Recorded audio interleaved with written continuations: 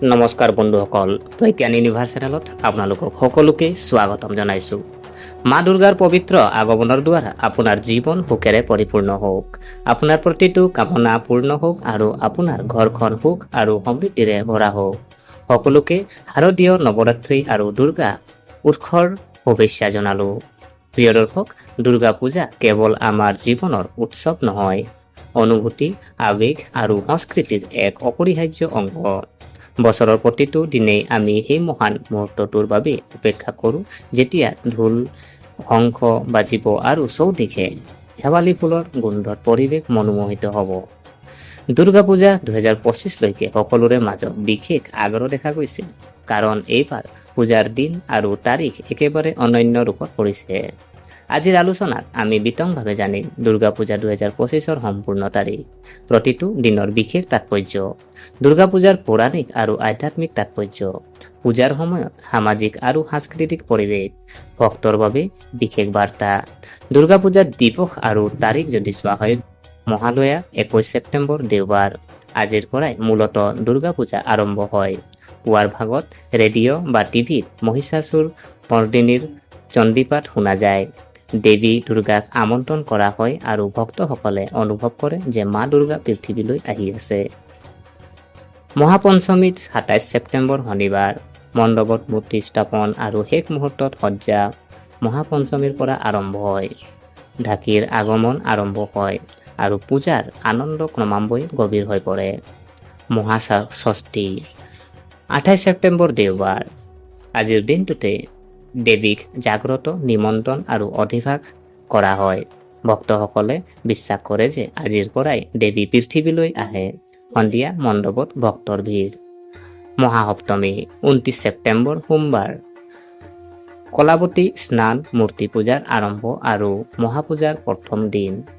পুৱাৰে পৰা কলাবতী দেৱীৰ প্ৰতীক হিচাপে পূজা কৰা গংগা পানীত গা ধুই থাকে। মহাঅষ্টমী 30 ছেপ্টেম্বৰ মঙলবাৰ। দুৰ্গা পূজাৰ প্ৰধান আকৰ্ষণ অষ্টমী।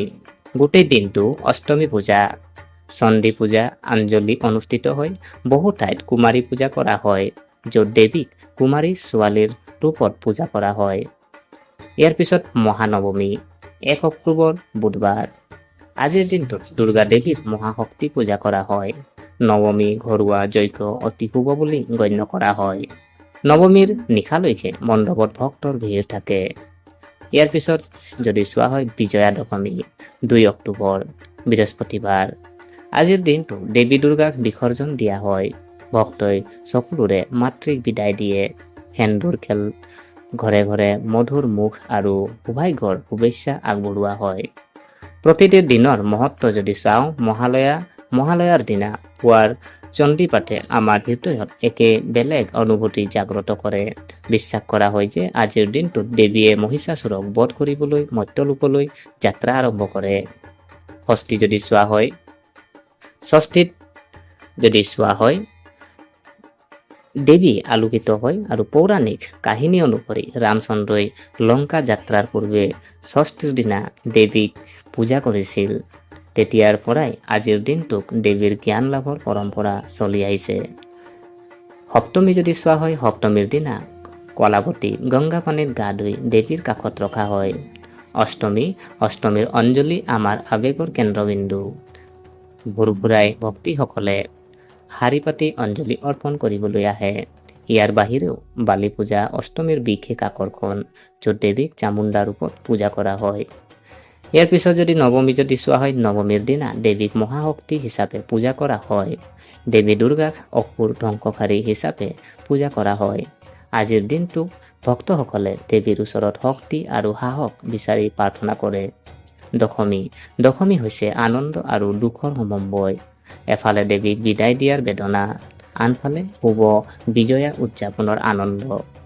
দুৰ্গা পূজাৰ পৌৰাণিক তাৎপৰ্য কিছু যদি দেখা যায়, পৌৰাণিক কাহিনী অনুসৰি যেতিয়া অসুৰ ৰজা মহিষাসুৰে অমৰত্ব লাভৰ বাবে ব্ৰহ্মাক বৰ বিচাৰিছিল, তেতিয়া ব্ৰহ্মাই তেওঁৰ আশীৰ্বাদ এটা চৰ্তেৰে প্ৰদান কৰিছিল। তেওঁক কেৱল এগৰাকী নাৰীয়ে হত্যা কৰিব পাৰিব। তেতিয়া দেৱতাসকলে একত্ৰিত হৈ দেৱী দুৰ্গাক সৃষ্টি কৰিছিল। দেৱীয়ে 10 মহাশক্তিৰ অধিকাৰী হৈ মহিষাসুৰক বধ কৰিলে। এই কাহিনীৰ পৰা আমি এটা শিক্ষা লাভ কৰোঁ, অন্যায় শেষলৈকে জয়ী নহয়। নাৰী শক্তি মহাশক্তিৰ প্ৰতীক, সত্য আৰু ন্যায়ৰ পথে চূড়ান্ত বিজয়। সামাজিক আৰু সাংস্কৃতিক তাৎপৰ্য যদি চোৱা হয়, দুৰ্গা পূজা কেৱল ধৰ্মীয় অনুষ্ঠান নহয়, সামাজিক উৎসৱ। এই সময়ছোৱাত মণ্ডপবোৰ বিভিন্ন থিমেৰে সজাই তোলা হৈছে, সাংস্কৃতিক অনুষ্ঠান অনুষ্ঠিত হয়, পৰিয়াল বন্ধু আত্মীয় স্বজন একত্ৰিত হয়, আমাৰ অৰ্থনীতি আৰু শিল্প চৰ্চাই নতুন মাত্ৰা লাভ কৰে।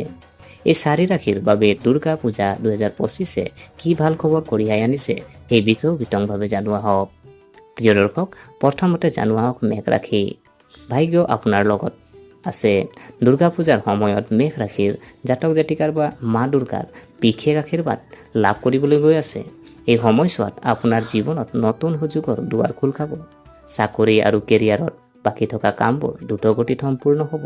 যিসকলে ব্যৱসায় কৰি আছে তেওঁলোকৰ বাবে এয়া সম্প্ৰসাৰণৰ সময়। ধন সম্পত্তি আৰু সমৃদ্ধি যদি চোৱা হয়, এই সময়খিনি আৰ্থিক দৃষ্টিকোণৰ পৰা আপোনাৰ বাবে অতি উপকাৰী হ'ব। আবদ্ধ হৈ থকা ধন ঘূৰাই দিয়া হ'ব আৰু হঠাতে টকা লাভৰ সম্ভাৱনা থাকিব। যিকোনো পুৰণি সম্পত্তি বা বিনিয়োগৰ পৰা ডাঙৰ লাভ হ'ব পাৰে। প্ৰেম আৰু পৰিয়াল যদি চোৱা হয়, পাৰিবাৰিক জীৱনত সুখ আহিব। বিবাহিত জীৱনত প্ৰেম আৰু সহযোগিতা বৃদ্ধি পাব। অবিবাহিত মানুহৰ বিবাহৰ সম্ভাৱনা আছে। প্ৰেমৰ সম্পৰ্কবোৰ আৰু মজবুত হৈ পৰিব। আপুনি দুৰ্গা সপ্তশতী আবৃত্তি কৰক। মা দুৰ্গাক ৰঙা ফুল আগবঢ়াওক। ওম দম দুৰ্গাই নমঃ মন্ত্ৰ জপ কৰক। প্ৰিয় দৰ্শক, ইয়াৰ পিছৰ ৰাশি যদি চোৱা হয় সিংহ ৰাশি। ভাগ্য যদি চোৱা হয়, সিংহ ৰাশিৰ জাতক জাতিকাৰ বাবে দুৰ্গা পূজাৰ সময়ত অতি শুভ। সূৰ্য আপোনাৰ ৰাশিতকৈ শক্তিশালী হ'ব আৰু মা দুৰ্গাৰ কৃপাত নেতৃত্বৰ ক্ষমতা আৰু আত্মবিশ্বাস বাঢ়িব। প্ৰশাসন, ৰাজনীতি, শিক্ষা বা সংবাদ মাধ্যমৰ লগত জড়িত সকলৰ বাবে এই সময় বৃহৎ সফলতা কঢ়িয়াই আনিছে। টকা আৰু কেৰিয়াৰ যদি চোৱা হয়, এই সময়ছোৱাত আপোনাৰ কামৰ শলাগ ল'ব আৰু নতুন দায়িত্ব লাভ কৰিব পাৰিব। ব্যৱসায়ত হঠাতে ডাঙৰ চুক্তি পোৱাৰ সম্ভাৱনা থাকে। আৰ্থিক পৰিস্থিতি শক্তিশালী হ'ব আৰু খৰচো নিয়ন্ত্ৰণ থাকিব। প্ৰিয় দৰ্শক, ইয়াৰ পিছত আমি যদি চাওঁ প্ৰেম আৰু পৰিয়াল। পাৰিবাৰিক জীৱন আনন্দময় হ'ব, সম্পৰ্কত মধুৰতা থাকিব। ঘৰত শুভ কামৰ চিন। আপুনি আপোনাৰ পত্নীৰ সৈতে ৰোমাঞ্চ আৰু প্ৰেমেৰে ভৰা মুহূৰ্ত কটাবলৈ সুযোগ পাব। আপুনি মা দুৰ্গাক ৰঙা চুন্দ্ৰী আগবঢ়াওক। গুড় আৰু ঘেঁহু দান কৰক। দুৰ্গাজীৰ মন্দিৰত এটা দীপ জ্বলাওক। ইয়াৰ পিছত যদি চোৱা হয় বৃশ্চিক ৰাশি। ভাগ্যৰ সহায়। দুৰ্গা পূজাৰ সময় বৃশ্চিক ৰাশিৰ জাতক জাতিকাৰ জীৱন পৰিৱৰ্তনকাৰী বুলি প্ৰমাণিত হ'ব পাৰে। আপুনি কেৰিয়াৰ নতুন উচ্চতা স্পৰ্শ কৰাৰ সুযোগ পাব। দীৰ্ঘদিন ধৰি বাকী থকা কামবোৰ সম্পূৰ্ণ হ'ব আৰু কিছু ডাঙৰ কৃতিত্ব লাভ কৰা হ'ব। ধন সম্পত্তি আৰু প্ৰগতি যদি চোৱা হয়, টকাৰ লগত জড়িত চিন্তাৰ অন্ত পৰিব। ষ্টক মাৰ্কেট, বিনিয়োগ আৰু ব্যৱসায়ৰ পৰা ডাঙৰ লাভ হ'ব পাৰে। বিদেশ ভ্ৰমণ বা বহিৰাজ্যৰ পৰা ধন পোৱাৰ সম্ভাৱনাও প্ৰবল। প্ৰেম আৰু পৰিয়াল যদি চোৱা হয়, পাৰিবাৰিক জীৱন সুখী হ'ব। পুৰণি যিকোনো ভুল বুজাবুজি আঁতৰি যাব আৰু সম্পৰ্কবোৰ অধিক শক্তিশালী হ'ব। প্ৰেমময় দম্পতীৰ বাবে এই সময় অতি বিশেষ। বিয়াৰ সম্ভাৱনাও আছে। প্ৰতিকাৰ যদি চোৱা হয়, দুৰ্গা মাক ৰঙা চন্দন আগবঢ়াওক। মাতা ৰাণীলৈ 9 বিধ ফুল আগবঢ়াওক। শিশুসকলক মিঠাই আৰু ফল মূল বিতৰণ কৰক। প্ৰিয় দৰ্শক, ইয়াৰ পিছৰ ৰাশি যদি চোৱা হয় মীন ৰাশি। মীন ৰাশিৰ ভাগ্য যদি চোৱা হয়, এই দুৰ্গা পূজাৰ মীন ৰাশিৰ জাতক জাতিকাৰ বাবে আধ্যাত্মিক উন্নতি আৰু সৌভাগ্য কঢ়িয়াই আনিছে। মা দুৰ্গাৰ আশীৰ্বাদত আপুনি জীৱনৰ নতুন দিশ আৰু উদ্দেশ্য লাভ কৰিব। শিক্ষা, গৱেষণা, আধ্যাত্মিকতা বা শিল্পৰ লগত জড়িত সকলৰ বাবে এই সময় সোণালী হ'ব। টকা আৰু কেৰিয়াৰ যদি চাওঁ, আৰ্থিক দৃষ্টিকোণৰ পৰা হঠাৎ সুবিধা পোৱাৰ সম্ভাৱনা আছে। কেৰিয়াৰৰ পৰিৱৰ্তন হ'ব আৰু নতুন সম্ভাৱনাৰ উন্মেষ ঘটিব। যদি আপুনি চাকৰি সলনি কৰাৰ কথা ভাবিছে, তেন্তে এই সময় আপোনাৰ বাবে অনুকূল হ'ব। প্ৰেম আৰু পৰিয়াল যদি চোৱা হয়, পৰিয়ালত শান্তি আৰু সম্প্ৰীতি থাকিব। পিতৃ মাতৃৰ আশীৰ্বাদ লাভ কৰিব। পত্নীৰ লগত মধুৰ সম্পৰ্ক গঢ়ি উঠিব। অবিবাহিত মানুহে ভাল সম্পৰ্ক লাভ কৰিব পাৰে। আপুনি মা দুৰ্গাক হালধীয়া ফুল আৰু বুট দালি আগবঢ়াওক। প্ৰিয় দৰ্শক, আপোনাৰ মা দুৰ্গাক ফুল আৰু আপোনাৰ সেন্দুৰ আগবঢ়াওক আৰু 9 গৰাকী ছোৱালীক খুৱাব। ওম আইম হ্ৰীম ক্লীম চামুণ্ডাই বিশ্বে মন্ত্ৰ আপুনি জপ কৰক। এই শুভ সময়ত যদি আপুনি মা দুৰ্গাক সঁচা হৃদয়েৰে পূজা কৰে, তেন্তে নিশ্চয় আপোনাৰ সকলো কামনা পূৰণ হ'ব। দুৰ্গা পূজাই আমাক শিকাইছে আমি জীৱনত অন্যায়ৰ বিৰুদ্ধে যুঁজিব লাগিব। নাৰীক দেৱী হিচাপে সন্মান কৰা উচিত। ঐক্য, ভাতৃবোধ আৰু সমাজ কল্যাণ প্ৰকৃত ধৰ্ম। প্ৰিয় দৰ্শক, 21 ছেপ্টেম্বৰৰ পৰা মহালয়াৰ সৈতে আৰম্ভ হ'ব দুৰ্গা পূজা 2025 আৰু 2 অক্টোবৰত বিজয়া দশমীৰ দিনা সমাপ্ত হ'ব। এইকেইটা দিন কেৱল উৎসৱ নহয়, আমাৰ জীৱনৰ প্ৰাণ। গতিকে আমি সকলোৱে কওঁ জয় মা দুৰ্গা। প্ৰিয় দৰ্শক, গতিকে আশা কৰিছোঁ আপোনালোকে ভিডিঅ'টো চাই ভাল পালে। যদি এই ভিডিঅ'ই আপোনাক কিঞ্চিত মানুহ লাভান্বিত কৰিলে তেনেহ'লে লাইক কৰিব, কমেণ্ট কৰিব, শ্বেয়াৰ কৰিব আৰু আমাৰ চেনেলটো যদিহে ছাবস্ক্ৰাইব কৰা নাই অনুগ্ৰহ কৰি ছাবস্ক্ৰাইব কৰি আমাক উৎসাহিত কৰিব বুলি আশা থাকিলে পুনৰ লগ পোৱাৰ প্ৰতিশ্ৰুতিৰে আজিলৈ আমি বিদায় মাগিলোঁ। ধন্যবাদ।